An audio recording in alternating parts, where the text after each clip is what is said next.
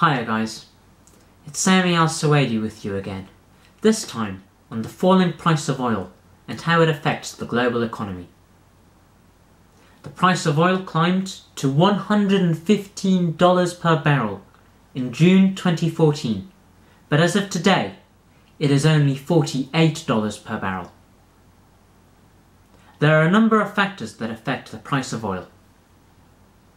Some of the reasons why it was so high in the first half of 2014 was due to conflicts in Iraq and Libya, the latter decreasing their output from 1.4 million barrels per day to only 250,000 barrels per day, and sanctions in Iran pushing up the price further.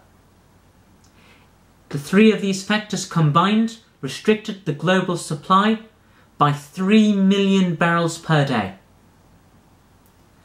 Another reason was China's tremendous growth rate, 7.5% in the second quarter of 2014, driving demand.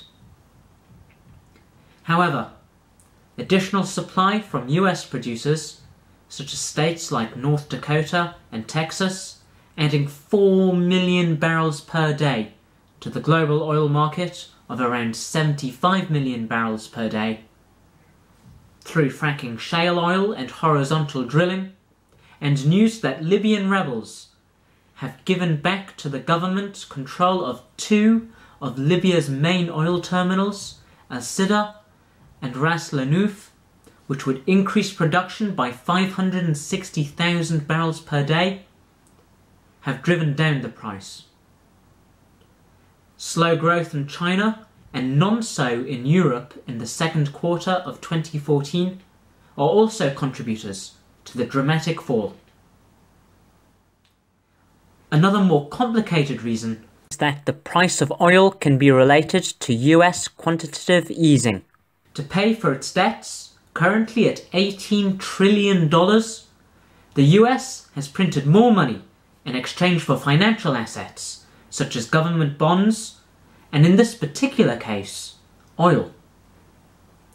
The US were investing in Saudi and GCC banks in exchange for prepaid oil, increasing future demand. However, since January 2014, this quantitative easing has slowed down, downwardly affecting oil prices. Secretary General Abdullah al-Badri of OPEC, an organization which controls 40% of the global oil supply, said at their last Vienna meeting at November 2014 that they would not cut production to raise prices. Most of its GCC members, like Saudi Arabia, were not affected by this decision. Saudi Arabia, the world's largest oil exporter, produces around a third of OPEC's total output, nearly 10 million barrels per day. They want to squeeze high-cost US producers, waiting for them to go bankrupt to reduce their competition, as they cannot extract from the ground as cheaply as the kingdom, between $5 and $6 per barrel. This will take time, as many US producers, especially frackers, still have to gain enough revenue to pay for their debts and other sunk costs.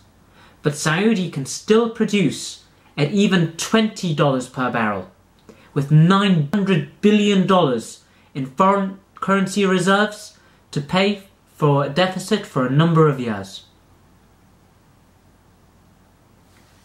The kingdom might also find it difficult to forget what happened in the 1980s, when Saudi Arabia did cut production and the price of oil kept tumbling anyway, meaning that they had lost market share and revenue.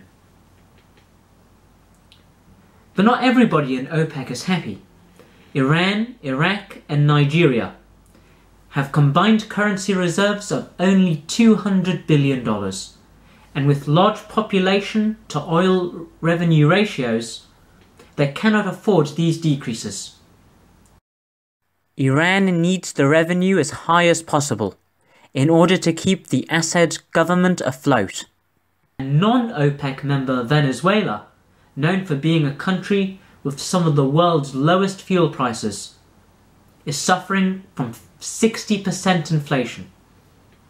The main winners of the downward price of oil are US, Europe and China. All of them gain from lower fuel prices, as the fuel at the pump price in the US has decreased by 42% since June 2014, with the exception of producing states such as Texas and North Dakota. Every 10% drop in the price of oil is correlated to an increase of 0.1% in European GDP, and China is one of the world's largest net importers of oil. However, one player in Europe is losing badly: Russia.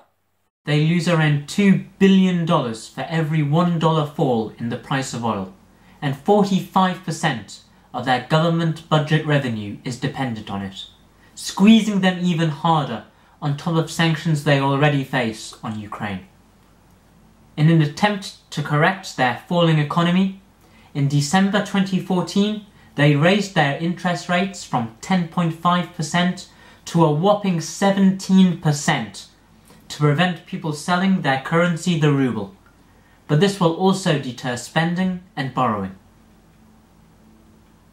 Overall, despite huge but different consequences for countries around the world, the future of the price of oil remains uncertain. Anything could happen, especially concerning geopolitical turmoil in the Middle East and the possible withdrawal of US producers from the market. But this economist predicts that the price of oil will not change much until OPEC's next meeting in June 2015. As a side note, IPEP, for which I'm the publicity manager, and Pulsoc are holding an event on the 20th of January, where Sami Al-Suwaidi from the globally recognized charity One Voice that works on the Palestine-Israel conflict will give a presentation on the issue. That's me on falling oil prices and its effect on the global economy. Thanks for watching. If you liked this video, give it a like. If you liked this video a lot, subscribe to my channel. If you have any comments or suggestions, including topics that you'd like to see from me in the future, pop them in the comments section below. Thanks again, and take care.